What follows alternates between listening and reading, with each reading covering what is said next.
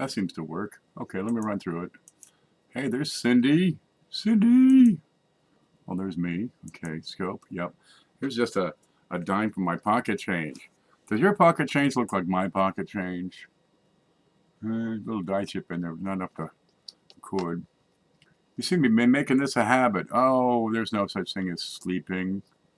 I just had a little bit of chicken and rice from I cooked up earlier. I figured, get some energy to keep on going. I haven't done a stream in so long. God, I forget what it's like. There's home. Okay, we got plenty of stuff to talk about. I'm not set up. I'm not ready. I'm just doing this on the fly. All right, what am I doing today? Cleaning the freaking desk off. Look at this. It's what am I supposed to do with all this stuff? Well, I buy these coins thinking I can sell that for $1. And then I just put it on the back burner and maybe I'll get to it one day. This is the normal Ken before the database. I'm going to talk about that database. I really should talk about that. Where's this stuff? Wow, we could talk about the database if you'd like. You want to? Let me pull that up. We are finding out so much good, yummy stuff. Is this it? This is... Okay, that's it. All right. Let me see if there's anything else has to be taken down. I got Facebook running, some spreadsheets, some art. What's this? Oh, that's dummy stuff. Ooh, I did this. Is that still up here? Steel. Oh, I did this yesterday. I'm getting into these diagnostic shots. That's kind of a neat thing. Pretty handy. And then look, you can scroll. And there's the bottom of the picture is wait. I made it kind of big. But that's kind of handy. You guys know about the two different weights on the steel sense?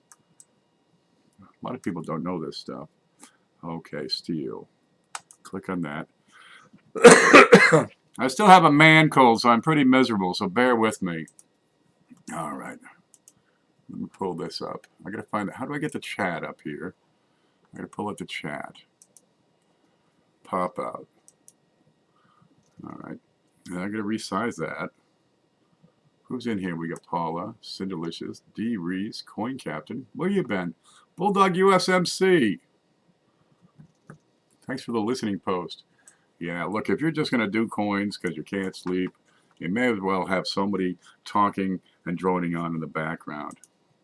Okay, so there's the screen. There, I got the chat over here.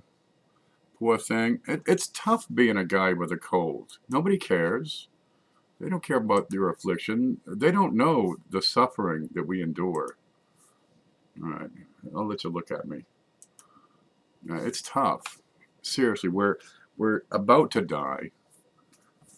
The suffering of the world pales in comparison. All right, let me make sure we don't have parts of this that can't be seen. Okay, that looks pretty good. All right, can we have... No, we can't see that part either. Well, this is the darn database. We've been putting some time into that, me and Shay and CJ. It is vast and ever growing. And gosh, we haven't even started. Well, we've started some with the pictures. They're coming. And a lot of it's been added to the online version of the database. What you see here is just the back of the, the back of the house stuff. And God, it just goes on forever. But we're starting to see some really neat stuff showing up. Okay, let me show you this. Where's our stuff?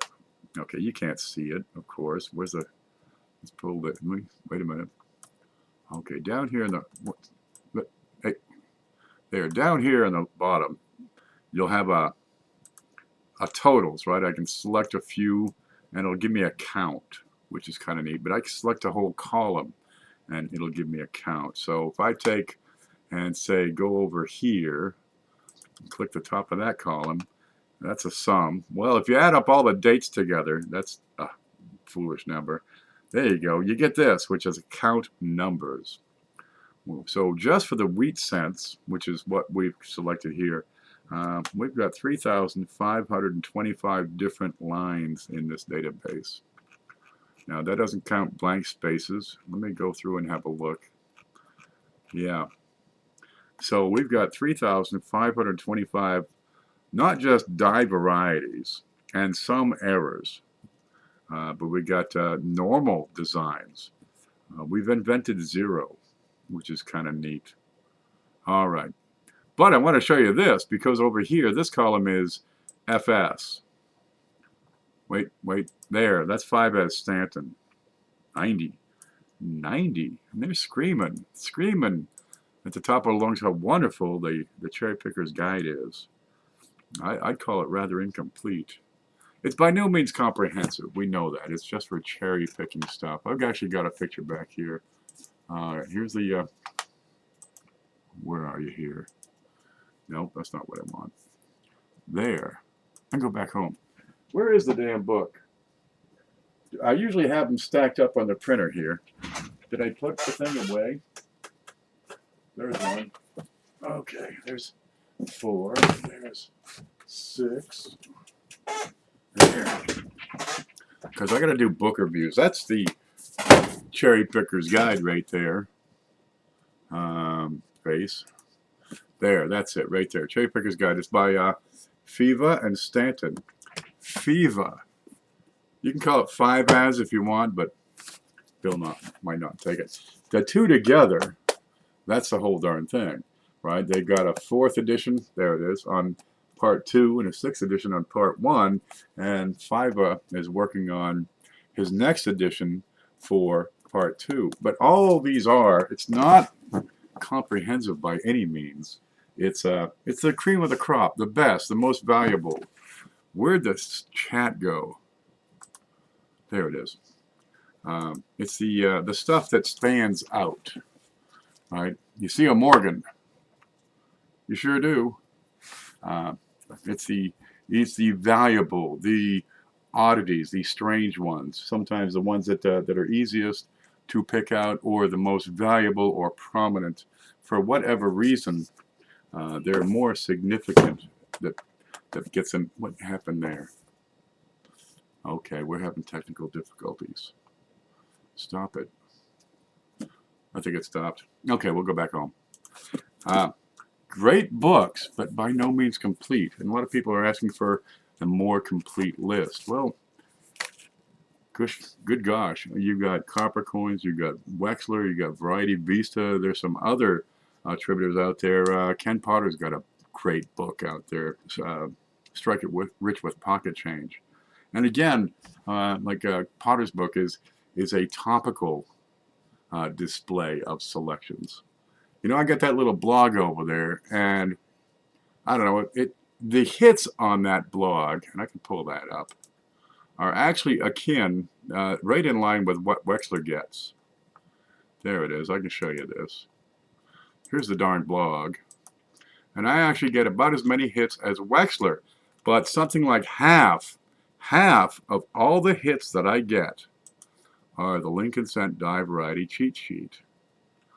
Good Lord, and this is so far from complete, it's laughable. Really, I don't think there's 200 items on this list. The link is down below, by the way, if you need that. And I haven't really done the write-ups, or at least not added the links for a lot of these. And this is just the surface. There are so many more die varieties out there. Putting together a comprehensive list with full diagnostics, with pickup points, die stages. Good Lord. You got any idea how far into this it goes? Oh, I lean forward, I hit the space bar. This is effectively Cherry Picker's Guide, what this little cheat sheet is. It's just the best of the best, and the stuff that stands out and that are easy to find, and, well, that I have pictures for. Kind of neat. This is my favorite, the SRPM number 2. Ooh, I got to check the mail, because I got I've got the RPM number 2 for 1911S. It's somewhere in the pile back here. And I've got RPM number 1 on the way. Oh man, I'm stoked about that. Wow. I like the early RPMs. And there's a 1909 S over horizontal S over here as well. Okay, let's find over here. Home. All right. So what the hell do I do with this database? Because it could absorb easily all my time. Shay's putting in vast hours into that thing. CJ, he's working, but he's put in considerable effort, especially on the Flying Eagles and the Indians. Um, and we could keep developing that thing for so darn long. When do you stop and say, we got to run with what we got? We figure we should have the website up and running by February, which would be just in time for the next Coin Seminar weekend, by the way. Oh, while I'm here, while I got you, where'd the Coin Seminar weekend go? There's the database. Okay, I got to pull up the video part. Coin video blog and live stream directory. There we go.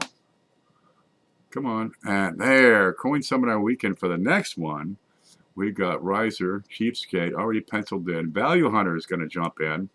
Talk about mid-20th century U.S. mint and proof sets. Paula's going to, she says, oh yeah, we're going to count her in. And we got me. So 1, 2, 3, 4, 5 so far. And we got a date picked out, February 21 to 23. Let me see if you can see any of this. Get your head out of the way, Ken. Well, there it is. Well, we're getting ready for the next one already. We want to try to, let's fill up this schedule more than we have been these past two. I've been kind of distracted. You know what I mean? Just kind of too much on my plate. Let me find this. Go home. There's home. So, geez, I just get too much on my plate. And where do you draw the line? I'm putting a lot of effort into that database, and I need to stop and do some selling because I got about 2 more sandwiches left of bread and milk for coffee, and then I got to get to the supermarket. There's Mike White. How are you, baby? Amateur investors in here. Hit the like button, by all means. The Viewer's Choice Award, VCA. Yep, we got that coming up. Have you voted yet, by the way, for the Viewer's Choice Award?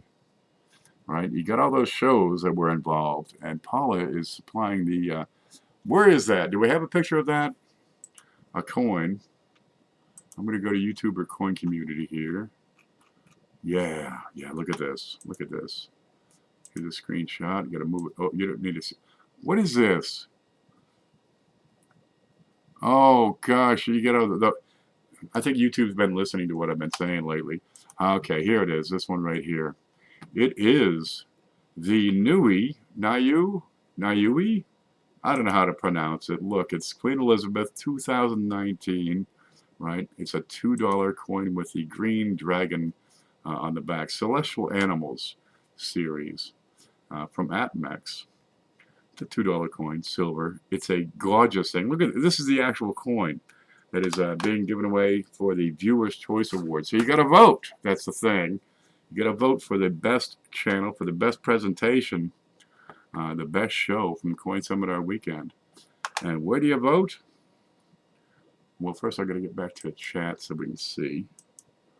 That's the coin. And VCA, it should say right there, coinseminarweekend@gmail.com. Just vote once. Really, we see it. But we have until tomorrow night. No, it's Sunday, isn't it? Is it Sunday already? What happened to like the whole rest of the week?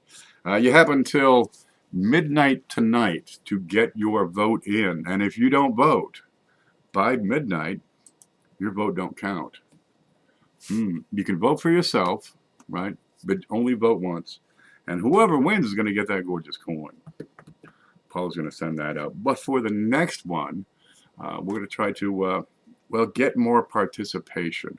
We want to get more channels involved. We want to get these channels out there promoting the event. So, well, we're working on. We'll have a little powwow with all the people that are involved in that. There's a lot of stuff goes on behind the scenes. Really, I gotta tighten up and focus more on those things that are. Well, first, I got to keep that light on. and draw interest and keep people happy and psyched and motivated. What do you do when you overextend yourself? Because I think that's where I am. Well, anyway, back to where I was talking about before. You have the cherry picker's guide. You got the database. Why can't we take parts of that database and put out a more comprehensive listing? Yeah, we got to come up with 200,000 photographs, but that's no problem. We can get that. So I'm saying, yeah, that's going to be a multi-year project, getting that whole thing put together. But wow, what a project. I mean, it would include cuds and chips and cracks. You get the 1955 Poor Man's Double Die in that listing. Nobody else has these listings. And what do you find in your pocket change? What do you find when you're picking through wheats? You find these funny little oddities, and people need to know what they are. Reorganize and reprioritize. Well, what I was going to do right now was kind of put together some packages and just talk about coins while I do this. And gosh, I got enough on the desk. One thing that worked out really well that people seem to be liking is those $25 packages. We'll work on that. Have I changed the subject again already? Well, anyway, we'll set the database on the back burner for the rest of the day, because I could talk on that all day. Gosh, the stuff we're finding out, the stuff we're seeing, there's patterns emerging that are kind of interesting. We're getting a different look at a more overall aspect of the hobby, and what's known, what's not known, how different attributors are including things in. It's tough just cross-referencing things, because, you know, this guy says it's Wechsler 2. Wechsler says it's you know, Konica 3. Konica says it's FS 101, but the first guy says it's, you know, FS 102. What? So then you got to take every coin and cross-reference it directly before it goes into that database. And we've got all kinds of stuff that just I can't cross-reference them. Focus. Need more coffee. We go through a lot of coffee around here. So that's been taking up so much of my time. It'll boggle the mind, the amount of information out there. What's this? Oh, it's a farthing. I just pick up a box and there's doo-doo in there or something. That'll have to come out of there. You ever clean your flips? What is that, cat hair? I don't even have a cat. This is what we're looking at. It's a farthing. It's my only farthing, I think. Should be a little birdie on the back. That ain't no little birdie. What's the one with a little birdie on the back?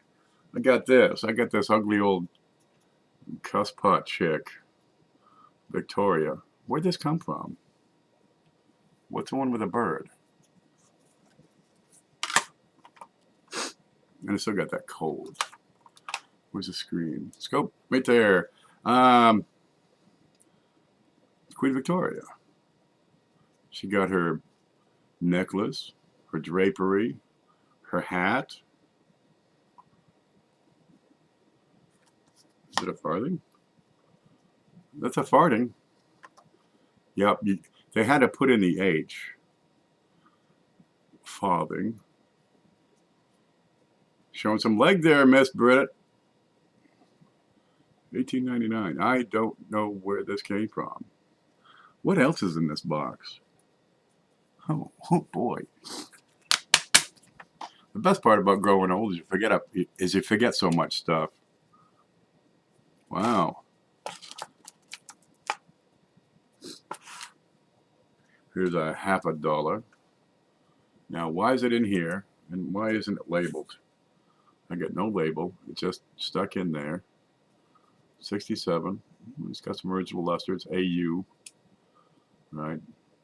One guy spent it. One guy kept it. Love those boxes. These. I clean up the desk and I just stuff it in a box. So I don't know what's in them. I don't have time to sort everything. So I find it, and that's how we ended up on this show. Where is it? Then you got to look and see, is there something about this coin? Why did I set this aside? Letters look right.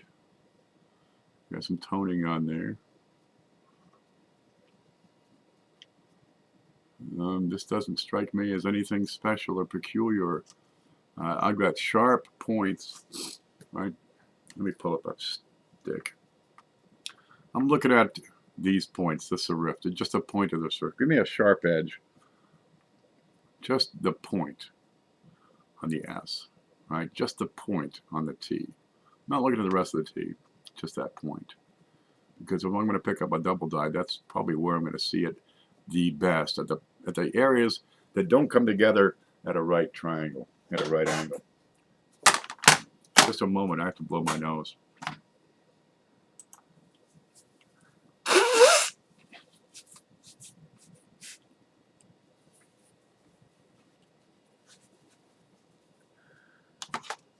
There. Man cold. That's not the one I want. There it is. All right, let's look at the back. Dun-dun-dun. What you got? A little bit of wear on unum. You ever blow your nose too hard and then you can't hear anything for like 20 minutes? That looks pretty sharp otherwise.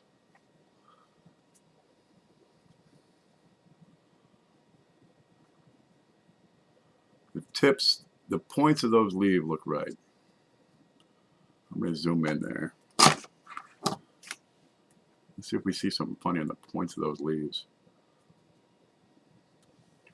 No, those look pretty good. The points in the stars, that's another spot. Wait a minute. See the top of that star? Top edge of that star. Let's put some shadow on that. Okay, is it a contact mark? Start with the assumption of damage. I see something on that star, which kind of looks like maybe it's a split. I've lost it. I can't find it again. Which one was it? Start with the assumption of damage, because when you're into the detail this close up, a small contact mark can kind of give it a crease, make it look like a split. Captain Jig is up and drunk. All right. Okay. Anytime you see something and, geez, you think maybe it's something, well, don't be afraid to save it, right? You don't have to tell the world, okay, that might have been it. All right, you get a little, just a little contact mark. Where's my pick? Where are you? There it is. Right at the top of that star. Well, it kind of can be a split serif, but that, come on, that's a contact mark. Most of the time you start with the assumption of damage, you're going to be right. But if you think it might be something else, well, hold on to it. Stick it in a jar, stick it in a flip, and better yet, put a little label on that thing, even if it's a question. Write it out, write a whole sentence if you do. It looks like something on the third star from the left, right? And then look at the coin again in 6 months or a year. Because how much have you learned in the past 6 months to a year? Seriously, you're going to have different eyes looking at these coins on the 4th of July than you are on the 17th of November. Dave's here. How you doing, baby? This looks perfectly normal to me. I don't see anything wrong with this. All right. There. It's a 40% half dollar with some luster. No, this is how you show off a coin for sale. You put a coin under the microscope. It looks like caca. There it is. All right. Let's play with that. I'll stick that in a flip and just add that to a package. I actually have a couple more over here too. I don't know, what's this one? There's a 69D. What do you got? Another 69D. Another 67. All right. Well, there's 4 40%ers, so I could probably put together 4 packages, include one of those in every package. What's this? Somebody had sent these in, and I don't know who, because it was so darn long ago. I don't know. I can't even tell whose handwriting that is. But it is a 1960D with a chip over the E, T, and 0. Okay, let's have a look at this. You probably have seen these. Maybe you don't know about them. Pretty darn good shape. Lots of contact marks, but not too bad off. See the fitting over here on the left side? Right. You get a little bit of metal between the planchet, between the die and the collar, and you get this little raised edge. It'll extend around, right? And that's just finning. But when you see the finning, you can pretty much guess it's probably a pretty good shaped coin, because that's a tiny little bit. Well, there's the size of the thickness of the D, and that's half of that. So it's not a whole lot of metal, and that's going to be among the first things to wear off, because it's the highest point of the coin. It's on the rim and it's raised above the rim. So it's a pretty good looking nickel. Let's look at the other side real quick. Any steps? We got some steps. All right, lots of contact marks. You see that mint video where they're throwing them around in buckets, dumping them out, scooping them? Oh, gee, it's like a horror story for coin collectors watching stuff like that. Okay. Oh, it's a D. Now we gotta look at that now. Okay, we got some die deterioration over here on the side. Any splits we can see? Nah, perfectly normal looking thing. We'll check these letters, because if we get die chips, you find a lot of them in Monticello, especially on the right side for some reason. Look at the sides of the building, top, sides. Check the letters. Those look normal. Look at the corners. Look at the E, the middle of the E in cents. That one's great. If you got doubling there, oh, I got it. Where's my piece of paper? Give me something to write on. Aha, my doodle pad. There's home. I'm gonna move these. I need a pen. Here's some stuff. All right, you get that E in the middle of those Jefferson nickels with this distinctive shape, right? And there's the rest of the E, right? Kind of looks more like that. But you have these distinctive serifs on the back of the E, and when you see doubling there, dude, it looks like, razor wire or something. You see doubling like this. This is why I'm saying look at the points. Look at the tips. And you like to see where, instead of a 90-degree angle, you like to see where the devices have little sharp points on it. Mint marks are irresistible. Cindy, you're irresistible. Okay. So, geez, look at the E. Look at the points on that E. And boy, that's a great place to pick up some double dies. They're going to jump right out at you. But you're looking at just the tip. The rest of this looks pretty normal. All right, let's look at where are you here?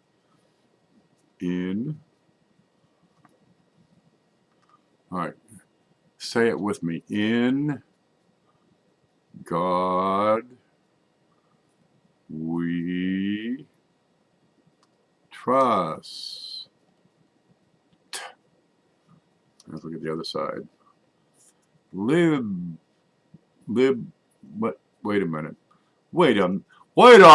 here. Wait one cotton picking minute. We got some weirdness going on at the top of the E, the top of the T, and the top of the 0.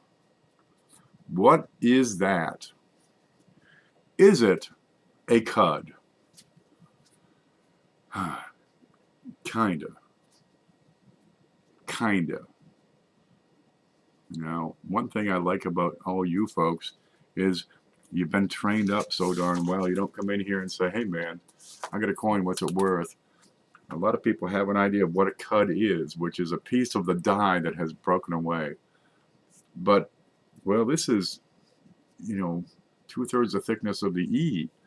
I don't think that's quite the, you know, a whole piece of the die has broken away. Right?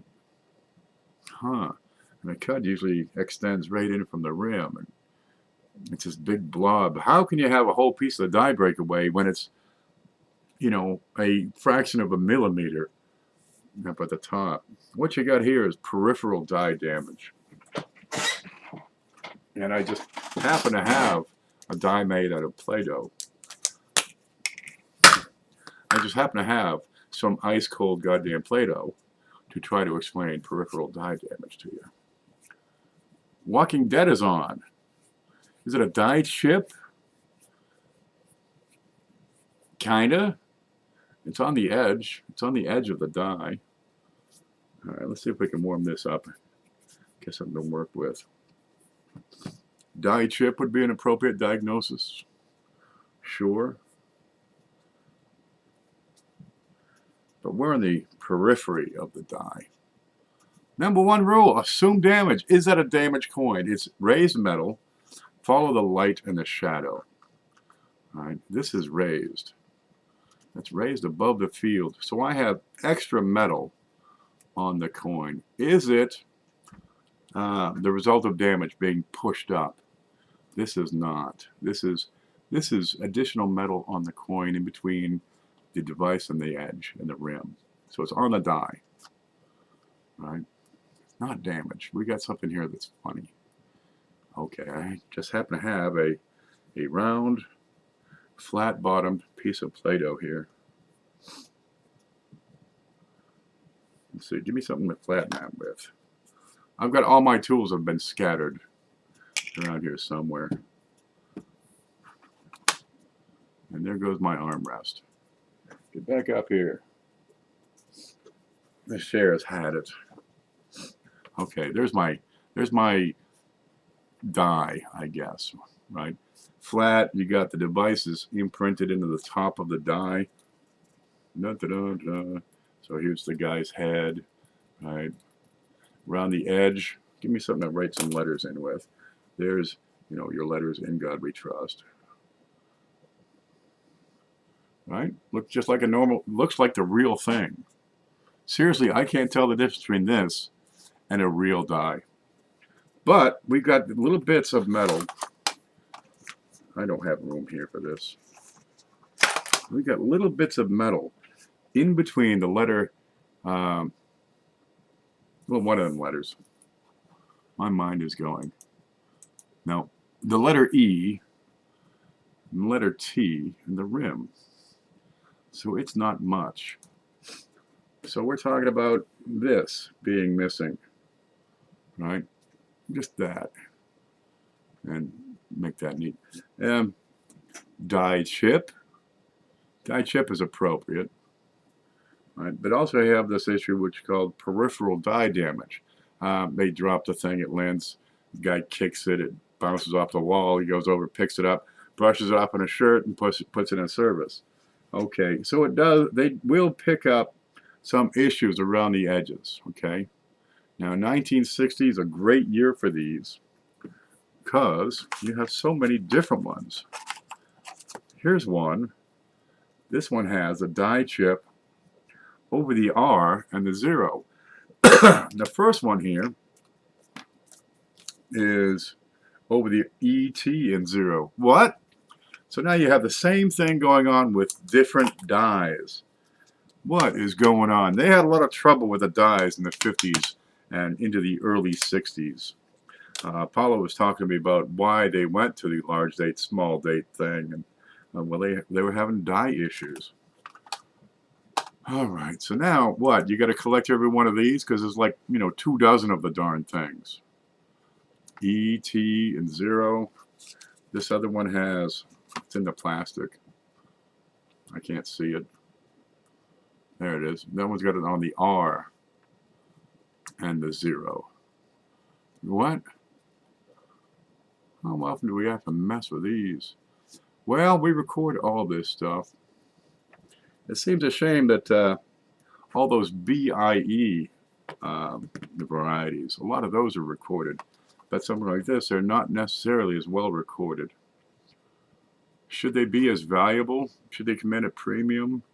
You know, especially in better grades like this guy. Should they be collectible? Well, they should be recorded because you have so many people who are looking for a list of coins, right, with weird stuff going on, and they've got one, and they look it up over on, you know, Konica, and there's no reference, there's no listing.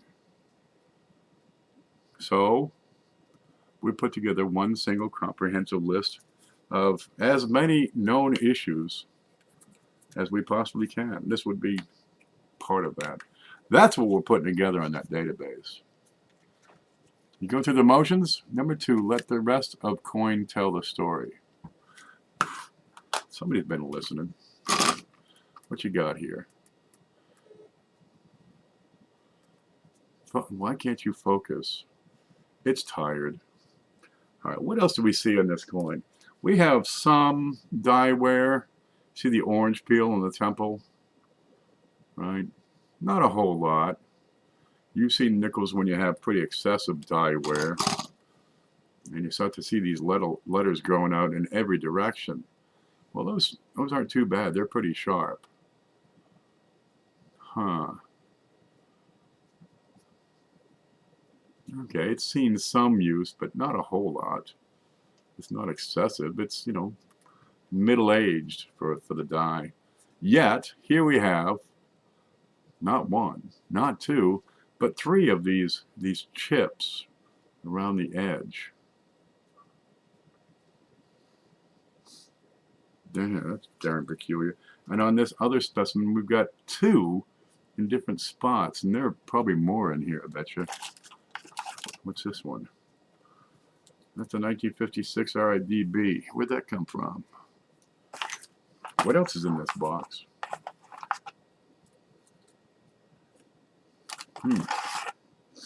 Oh, there's more Kennedys. Oh, Buffalo nickel. Yeah, there's that Ellis Island I've been looking for. Huh. All right. Well, there's more of these funny nickels around here somewhere. All right, I'm going to blow my nose again. Here, you look at that nickel again for a minute. There.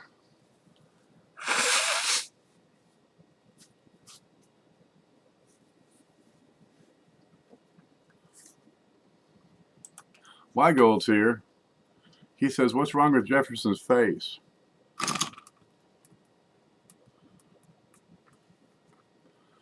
Get a little orange peel up here going on, right in here, and that's kind of common for a location for this orange peel, which is, you know, a die wear is what that is. This looks kind of square along the jaw here, and I'm thinking this is just a weaker strike because the rest of the coin looks like it's, you know, pretty solid. It hasn't been circulated much. We can see that from the thinning. All right, we don't have much for wear on the high points here. This looks right. So I'm going to say this is probably a little bit of a weaker strike. And you got some chatter going on in here, which is also consistent with a weaker strike. But otherwise, I'd say he looks pretty normal. Let's look at the back again. You know, we got most of the steps. We got plenty of detail here. Man, these nickels took so much abuse. We got some heavy striations, probably from polishing. But the letters are sharp. So it's not a super old die. I think it's just a little bit weaker strike is all that is. So how long did it take for those chips to show up? Because they're kind of prominent. I'd say weak strike from an abused die. What caused it? We'll never know what caused these chips. or peripheral dye damage. One or the other. Which one is more pertinent? That remains to be investigated further. Where did we go? There we go. So that's the kind of thing we're trying to noggin. Should be recorded so people know what they have. It should be recorded. We need a single source more than anything else. We need one-stop shopping. Where I've got a coin, it's a 1960D Jefferson nickel, and I don't know what it is, right? I gotta look, and geez, I can give you 100 pictures to look through. We can make it searchable, so you can take out from the listings all the DDOs, DDRs, and RPMs, because that's not any of that, and refine your search down to, more specific possibilities for your coin, and give you fewer things to compare, because a lot of this dye variety attribution is comparing this coin to that coin, or this coin to that picture, or this picture to that picture, and deciding, is this the same variety as that one? What's in here? Oh, that's just filthy. Man, don't I hate a filthy holder. What you got here? Well, we got to take all these pictures, and I mean hundreds of them. Every coin, every variety. Did I tell you about the zero? Your normal design. PCGS will have photos of normal designs because mostly they deal with normal coins. They do some attributing. A lot of times they send it out to Wexler or Konica, and they attribute the darn thing. And one day we'll be on their list of attributors. We have to prove ourselves for decades first.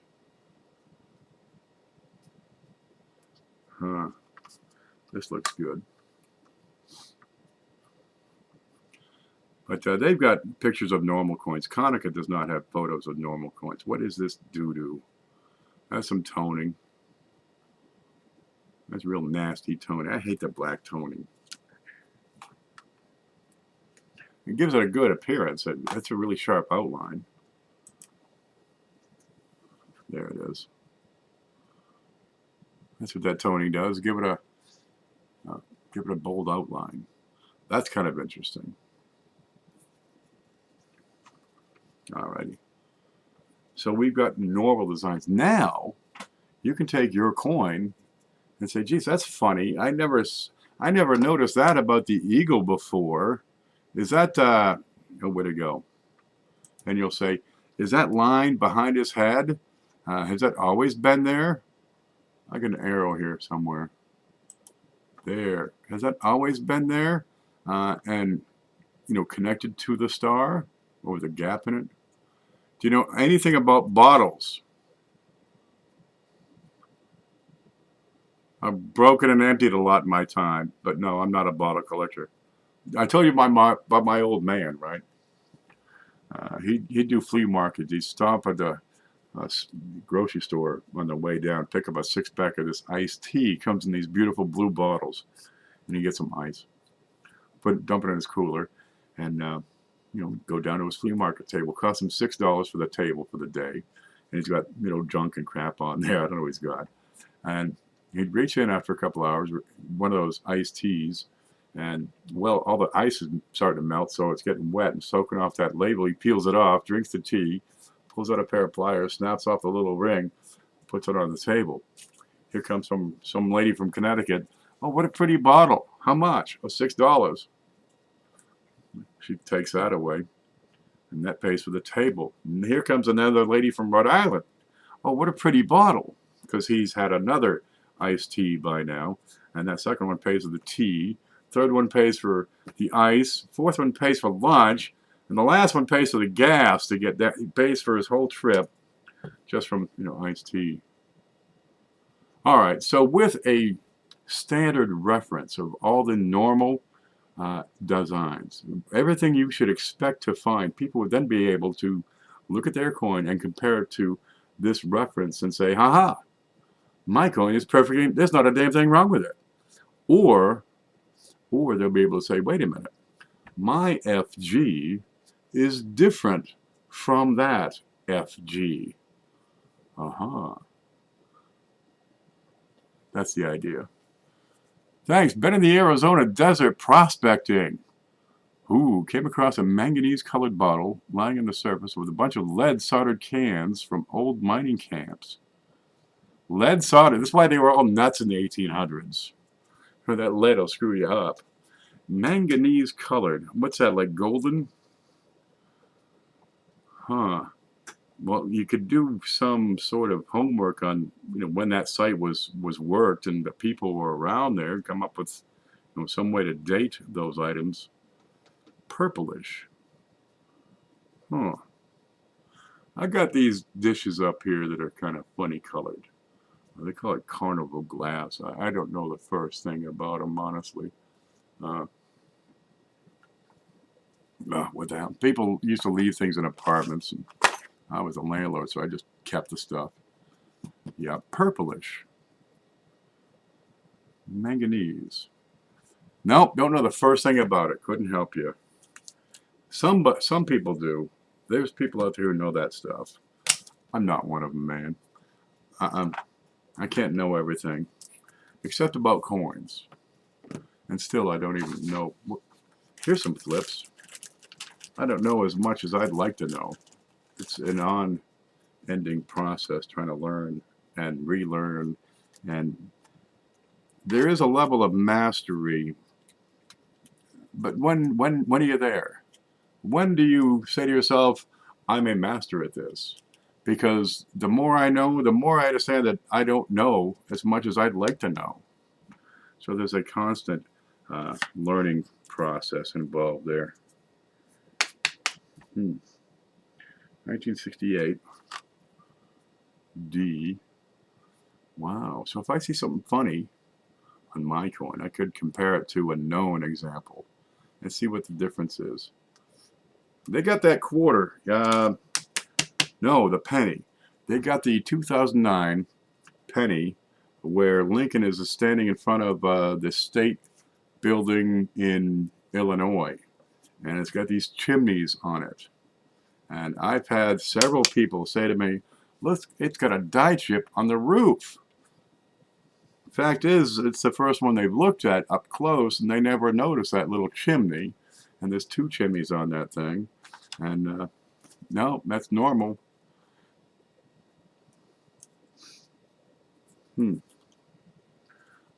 Well, so you got to have the normal design to compare it to. And we figure once we get that site up and running, it's going to be a busy darn site. Lots of things to include in there. What's this? 1928 with a clash. Yeah, from half dollars now we got nickels. 1928. Oh, well, there it is right there. That's a hump of a buffalo's butt. That's a clash. And this is this a clash? That's perhaps a clash. But this would be EPU, wouldn't it? That doesn't quite look like an EPU. Any more? Let's look at the other side. You should see this triangular shape, which is his chin. Okay, so that's EPU. That's the letters and the parts in between the letters that are showing up on the other side. And we got the, what was that with the buffalo's butt? That's down here, so that's going to be this part right here. That's this part right here. That's what that is. It's not the buffalo's butt. That's the buffalo's butt. No, it's this hump. All right. Oh, it's an S. What do you think, Cindy? Should we take a look? Let's get in there.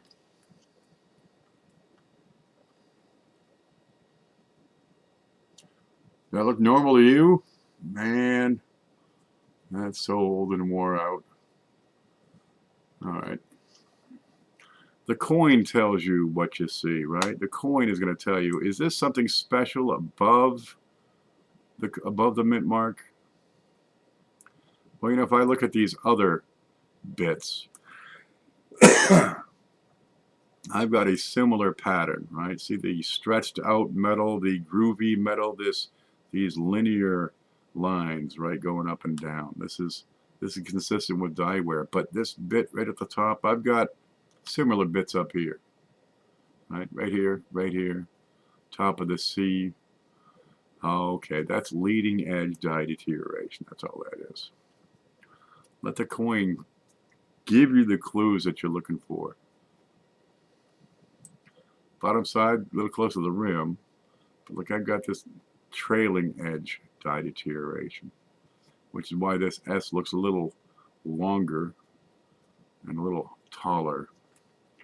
Okay, that's a darn shame. Nothing to see here, folks. Hey, Cheapskate's here. What are you doing up this time of night? It's like 4 o'clock in the morning, man.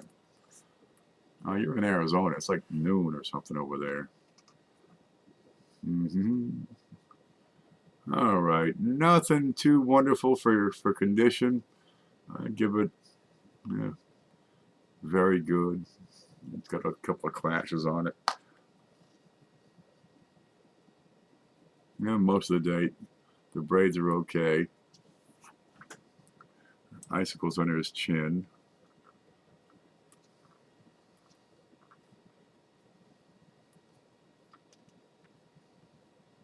Not screwed up though. Yeah, we'll put that in the sale box. I'm almost always awake. He hasn't slept since that accident. Sorry to hear about that. Yeah, he's been awake for like 16 years straight. You thought the miners with the lead tin cans with a lead solder was screwed up. What's this one? 1956 RIDB. I try to keep these separate. Right, put in the brown boxes for varieties. 1956 looks normal. RIDB. Yep, that's it. All right. We can zoom in. What's RIDB mean? Anybody? Anybody? That's right. Retained interior die break with a big fat non-retained section. All right, we see here the crack extending from right around here, somewhere between the back of the head and this point where we start to see, the crack comes up.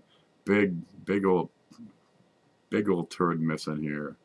A couple other minor cracks, another big chip. I think that's actual hair design, much like this. Crack comes around. You can see it turns left, goes up. Does not seem to penetrate the E, but I'm going to suspect that it actually goes around the corner and the edge. And for that, I'd need better magnification. Let's see if we can see more of that E. It may have gone through the E, but worn off. Okay, see, we got a little chip at the front of the E. And these discolorations, these bright spots, this may be the crack has gone through it, but has worn off. And we connect over here. Same darn thing, just worn off. And then we have a separation of the crack. It comes and stops, or mostly stops, or maybe connects. And same thing goes through. Oops, get back up here. See a little bit going through the top, climbing the steps, goes through it. Okay. Yeah, they're just worn off, and then kind of disappears. It just, what's going on? What kind of situation would you need for that to occur? What is going on the die? There's a break in the middle of it. Let me pull this out. What is happening here?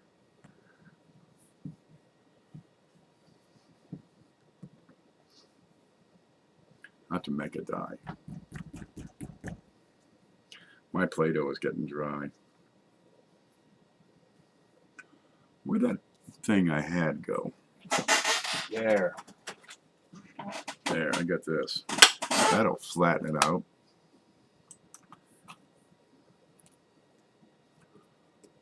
Dun, dun, dun. Okay, that's as round as it needs to be. All right. But we've got the design is pressed into the die. There's Lincoln's head. All right, here's his vest. Goes like this. Here's his tie over here on this side. And that's probably good enough. That's as close as we need to have.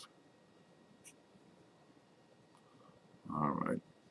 But we got all these cracks right in around here. So now we want to look at the coin. Is this section of the head, is it higher or lower than the rest of the design? Okay, what do you got?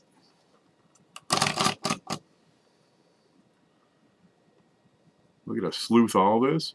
Are you fooling me? Well, what does a shadow tell us? It's not much difference, but there's got to be some difference for this crack to appear. Okay, I'm going to take the camera out, put it at a low angle, and see what we can see. We're going to find the darn coin. There it is, and there's the part we're looking for.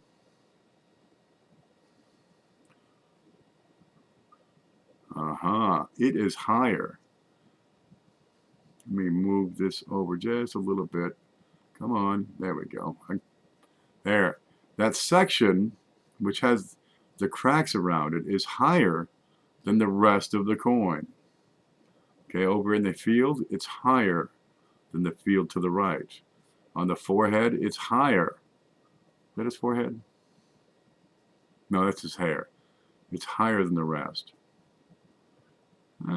Look, we learned something. We can actually discover if there is raised or depressed relief by changing the angle on that camera. All right, now we come back up here, get it back into zoom. There you go. Okay, so this bit, this whole darn thing we just saw, this is higher than the regular field over here. So what does that mean on the die? On the die, it has to be deeper. So that bit by the head, this is all a little bit deeper. Not a whole lot, just a little. So I'm pushing it in further with the back of the pen here. There you go. How does this happen? Part of the die has subsided. What? Subsided. Let's see, you ever been on a lake, a frozen lake in the wintertime, you step on the ice, it gives, it gets out of the way. It subsides. There are several ideas on how that happens. One is perhaps you have some voids within the steel rod. Well, that's not too particularly common. Another is just a weaker spot on there. But the fact is, when you're bashing these dies together hundreds and thousands and tens of thousands of times, you got a lot of force going into those things. And what can happen is it's actually expanding down at the bottom. Not a whole lot, because if you do the volume on this little space, it's like, you know, this much. But it just kind of gives. It's like my grandmother. You know, she was like 5'8", and when she was 60, she was like 5'7". When she was 70, she's like 5'6". She was 90, she was like, you know, 5'2". It's compression. Subsidence is what's going on right there. And you don't need a whole lot of difference in or distortion on the rest of the die to account for that. And you see this on other coins. What is it? The Homestead quarter, where you got the snow on the roof. Right? That's parts of the die just kind of sagging down is what it is. Why on price guides are there instances when you have, say, good is $3, very good is $5, and then fine is $25, but then very fine is $6? I'm going to say you probably have a typo in that particular case. If you can give me an example, that'd be great to look at. But that's a strange one. Usually it climbs. There are coins where the difference in value between a lower grade and a higher grade isn't that substantial because you had so many were kept in better grades.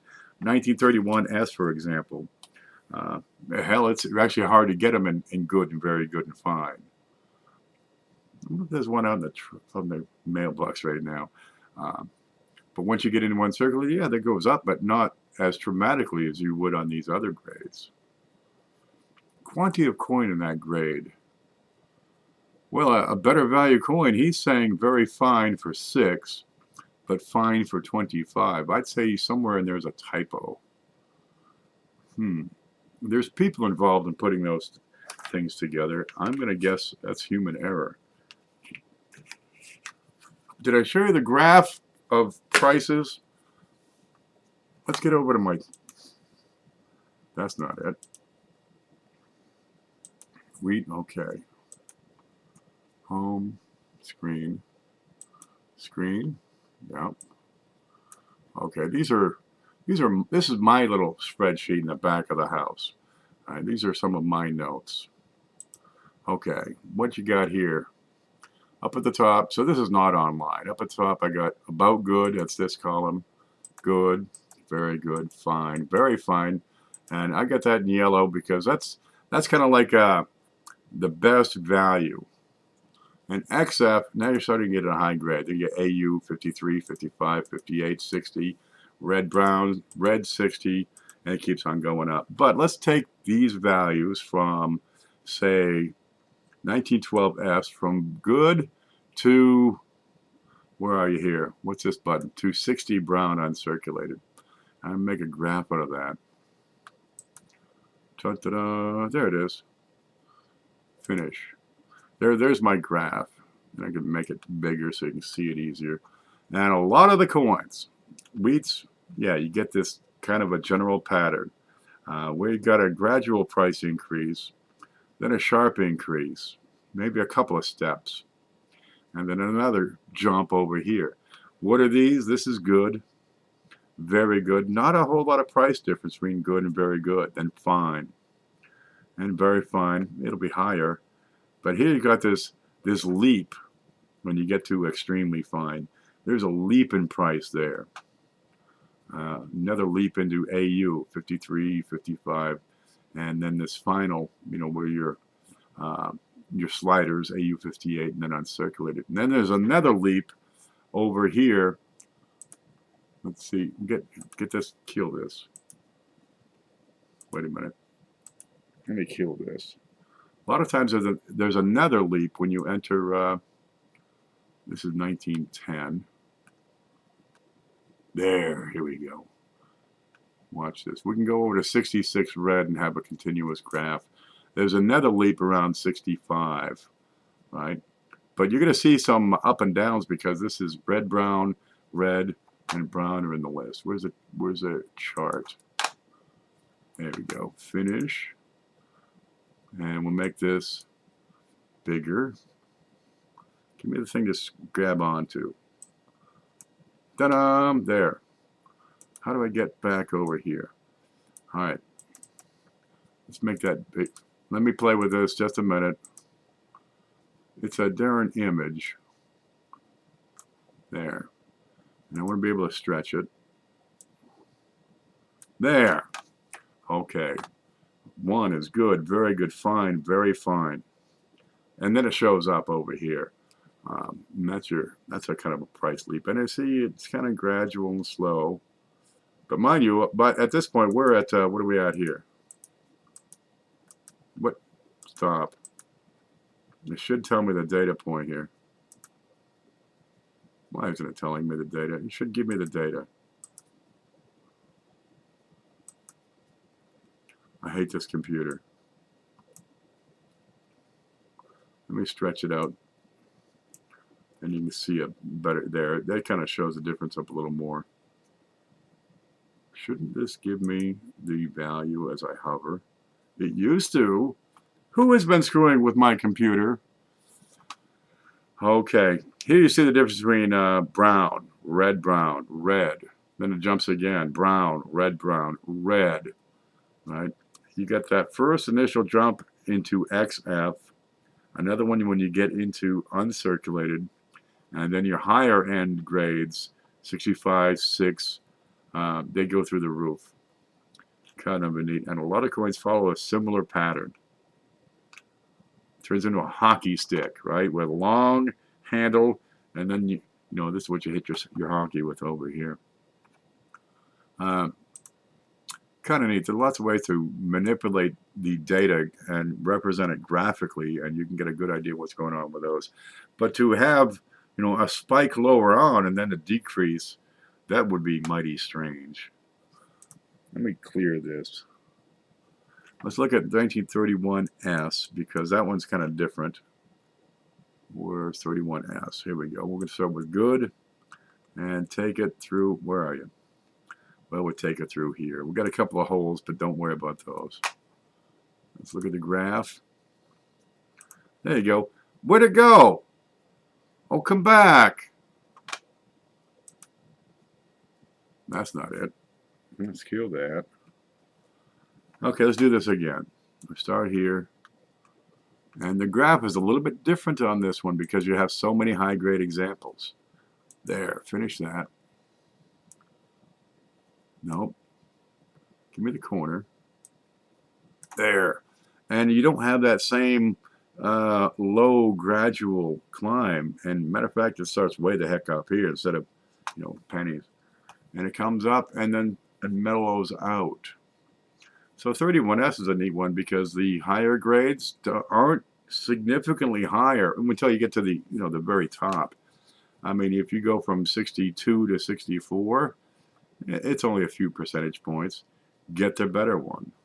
Of course, a lot of people are having trouble affording these. Geez, you're going to spend 75 bucks on a penny? 75 bucks is your light bill, or a week's groceries or something.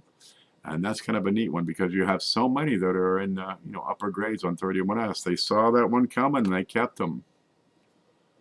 And that's an anomalous, that's a skewed data point, but it's not because the coins were treated like all the other coins. These were kept out of circulation by the collectors of the day. This function cannot be completed. Get the hell out. Hit the delete button. How do we delete that? I don't know. How about now? There. That'll mess up my data. Okay, I can't see chat, so I'm going to go back to it. Home. That's the funny stuff going on. Okay, an example is the 1930 2 Bolivar from Venezuela on NGC's price guide. If you look it up and find, it's listed as 1850, but then BF drops at 10. How many data points do they have? That might be it, because I don't see the 1932 Bolivar from Venezuela being a big, mover. Maybe they don't have enough data points to establish a price. 1931S, they sell left and right. You can always find a 1931S, and you can probably always find one at a fair price. Okay, I'm going to go over to NGC and try to nail this down. NGC. All right, follow along with me. Screenshot. Okay, I don't need this. I need that. Join NGC for free? Man, if it's free, I'll take it. All right, World Price Guide is right here. Right there. Okay, we got category. It's always at the bottom, huh? Venezuela. There. Region. I don't know. Denomination. 2 Bolivar. What? 2 Bolivar. There is no 2 Bolivar. Oh, you're killing me here. It's not in the list.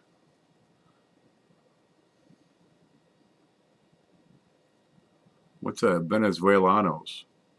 It's not in the list. Okay. Try Caracas. All right, let's try leper colonies. That's why. Nobody wants those things. Or are handled by lepers. Okay, it's not the leper colonies. Maracaibo? Nope. Margarita? Nope. Tachira? What's a long one? Tachira? Well, I guess the only section was Caracas that put out the leper colonies. I can't find it, man. All regions. There is no 2 Bolivar. Wait a minute. What's this down here? There's more.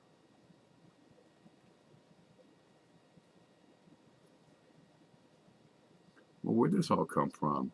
There's 2 Bolivars. And let's try typing it in. And that's as good as I can get. 1930.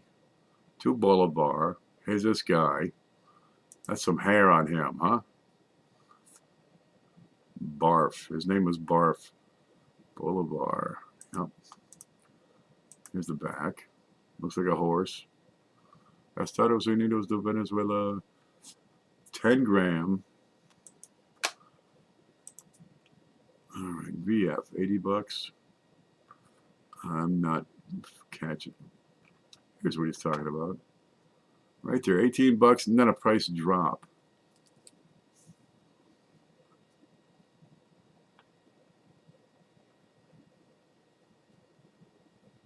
$1932 Bolivars. 1850 to 10. How come? Is there anything I can click on here? Well, that's peculiar. Pay less, get more. Get the $25 one and leave that $18.50 behind, man.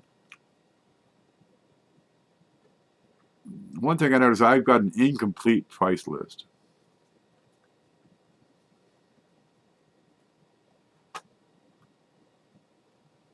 I've got other examples of the same pattern where fine is priced higher than very fine.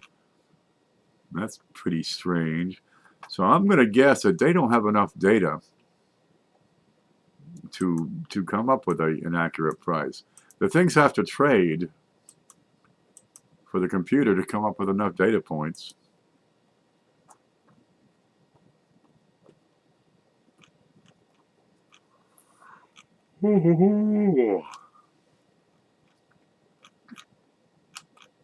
Yeah, I mean, if one sells for $18.50 in fine, and one sells in very fine for 10, and you've only got one data point for each grade, well, that would give you a frigged up number.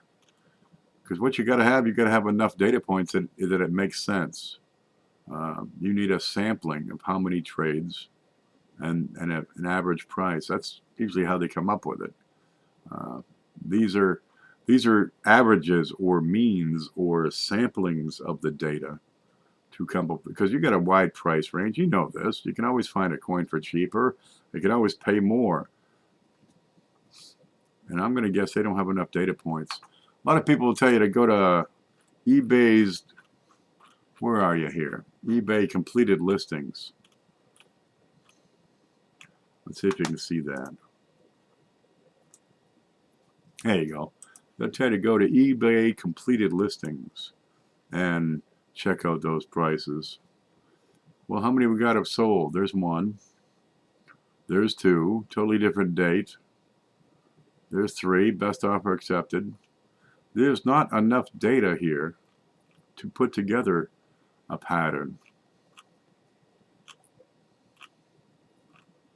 That was pretty.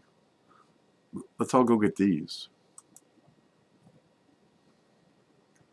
Simon Bolivar. Big fat gold coin. Well, that's what that is. It's Simon Bolivar with the hair.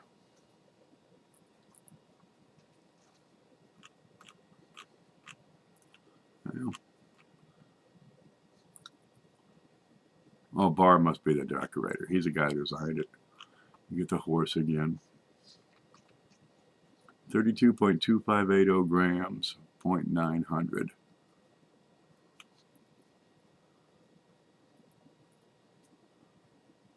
I can't quite read that. Under end? What does that say? Underpants? 5 to Milo. 5 to Julio.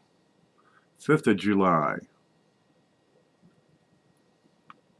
1864. I don't know what the reference is about underpants. That's a weird thing. That may be it. I don't see these 2 Boulevard from 1930 trading in such numbers that they've got accurate prices to come up with a formula, to come up with an accurate number. Where'd we go? There's teeth. There it is. But that's not normal. Really, if you find that situation in reality, get the better coin at the lower price. Mike Gittles here, he likes that coin. I'm going to move this over here. All right. The price in the middle? Well, why do we have an 1850 price? Did they have one sale, so they got one record? So they figured, okay, put that in. Let me take you to this. Where's the screen? And do you guys keep notes? Because you got to keep notes. There we go. We're on screen. Okay, good. That's not the one. Okay, what you got here? I keep notes on stuff. Let's say I buy these sets of wheat pennies, right? I want to know what should I expect to get in that set? What is the sum of the price of all the coins in good, right? What is the average bid? That's real important. What are people paying for these sets? Because you can get these Lincoln pennies in sets, and really it's the count that really matters. How many coins are in the set? And you're going to find that a 78-piece set is probably going to have the VDB. If it doesn't, it might have something, say the 10S, but no VDB. Or it might have no 12D, but maybe a 22D. And it's kind of neat. But the trick is getting those top few in really, really good shape, because you're going to you can buy a set of wheat pennies. You can sell off the top 5 or 6 or 8, and all the rest are free. You recover your investment and then go get another damn set. But you got to know what the hell these things are selling for, so you keep notes, right? Green is what I bought it for. Not green is what somebody else paid for it. All right. I don't know what size this is. What's this one? It's, a 62 count set. You can get those for, $10, and I've seen them sell for $39. And I've bought some because of the folders that we're in, with all those nice little bookshelf folders. And, geez, you're gonna make your money back just selling the folder. Okay, but once you establish a pattern, right, you record what other people paid, right? You record what you paid, right? So you can find a pattern to find out what's the average price. So average bid for an 85 count set. It's got 85 coins in it. The best one should be a 24D. There's no 31S, 14D, 1909 SVDB, and no 22 plain. So it's a pretty good set. You got most everything except the top, the key dates. All right. Average bid's $150, and I've gotten these things for $102 before. That's a great price, right? I got to make up $102. I got a 24D, an 11S, a 12D, 22D. Let's see.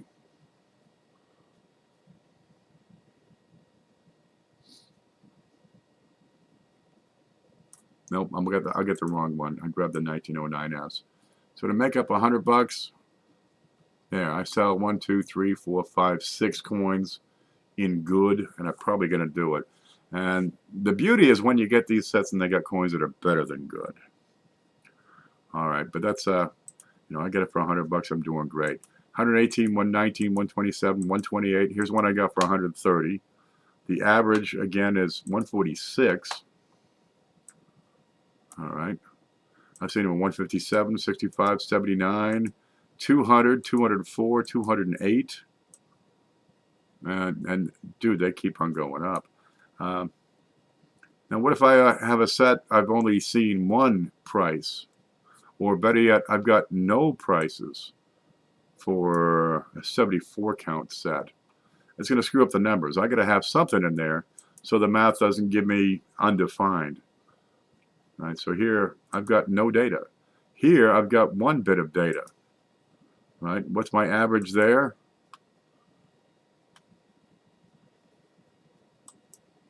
The hell's this?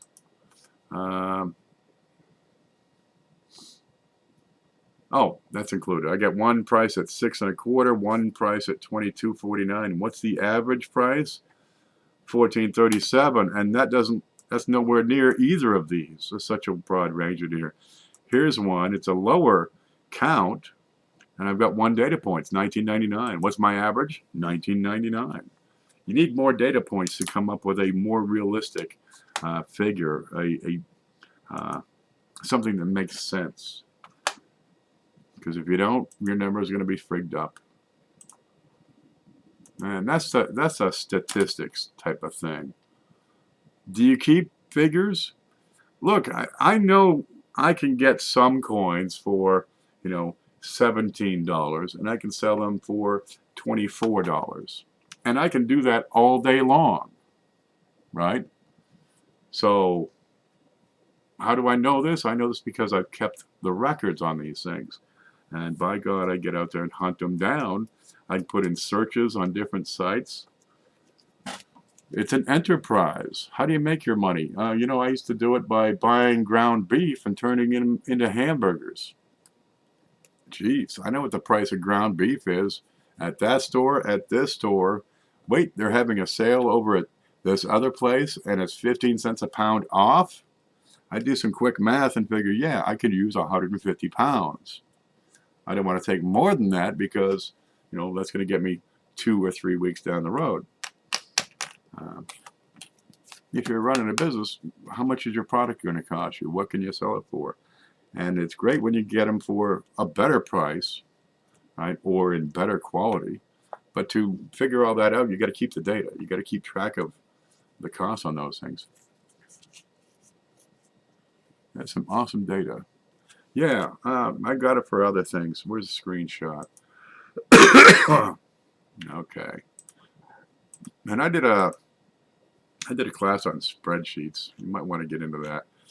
What's this? There's your div 0 error. Are we looking at this?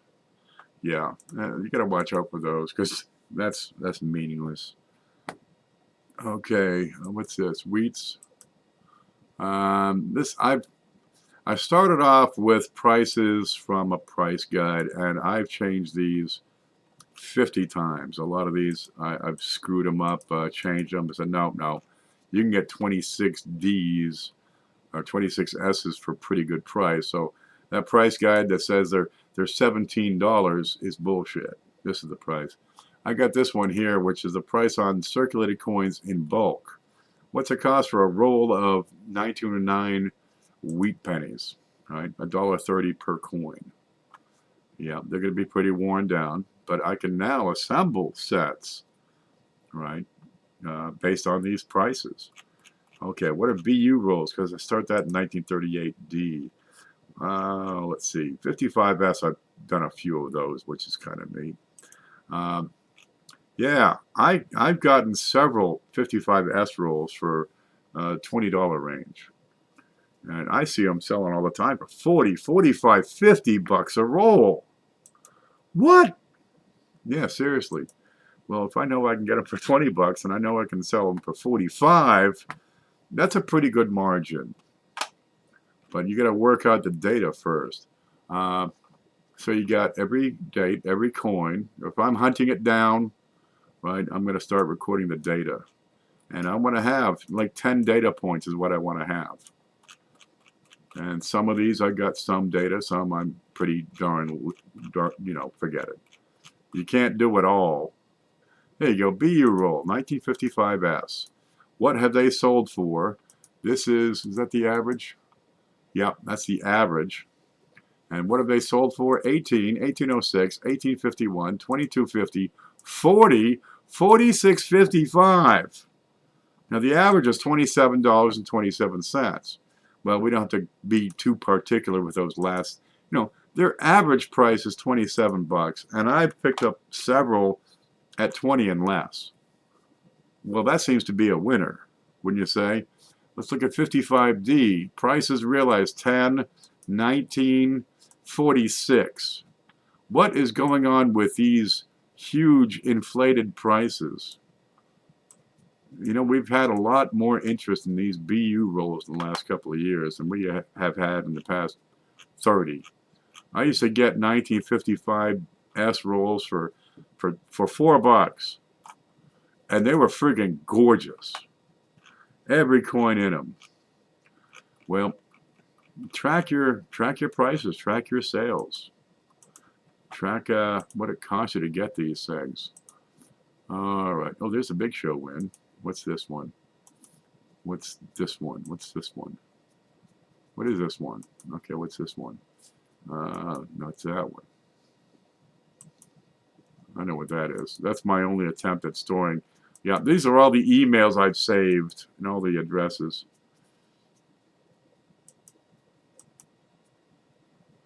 Okay, here we go. Here's some. Let's see, proof sets, BU rolls. Okay, what's the average on 1981 Type 1 proof? Blue is nickel. 17.97, $18 the average. I bought one. It was $18.55. Okay, I'm paying 50 cents for the nickel. Add the shipping. Put a flip in there. Add a little holder so it's real nice and presentable. Yeah, you don't make much. Maybe you can get $1 for the darn things. How much do you make? Because you're going to lose 3 coins out of that batch anyway. You always lose a few that are just not good. But the average price is $18. I've seen it for $15.95, 16, 17, 17 and a half, 18 and change, 19, 20 and a half. Did I get a fair price? Well, there's not a whole lot of range here. A couple of them went for low, a couple of them went for high, and you know, $18 is about right. I got one for $18.55. I don't think I lost much on that. I don't think I overpaid. Here's one. 1974, green is dime. I guess I wanted a 74 dime roll. $21 average. I don't see any green here, so I haven't bought one yet. Oh, let's see. What's this? 1986 quarters, ranging from 16 to $30. Now, if you don't know what the price range is there, how do you know if you're getting, you know, a good price? It's not so much the average price you want. You want to beat the hell out of the average price. And the only way you gotta keep data.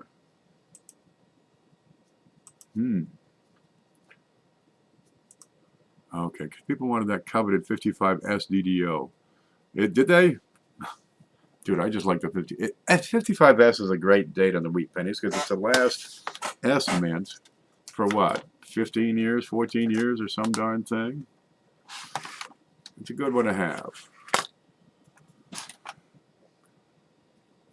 Bill Betts has 3 rolls of 55p. All right, screenshot. Go back up. Nope, that's the. Let me shut this down. Well, that's the wheat.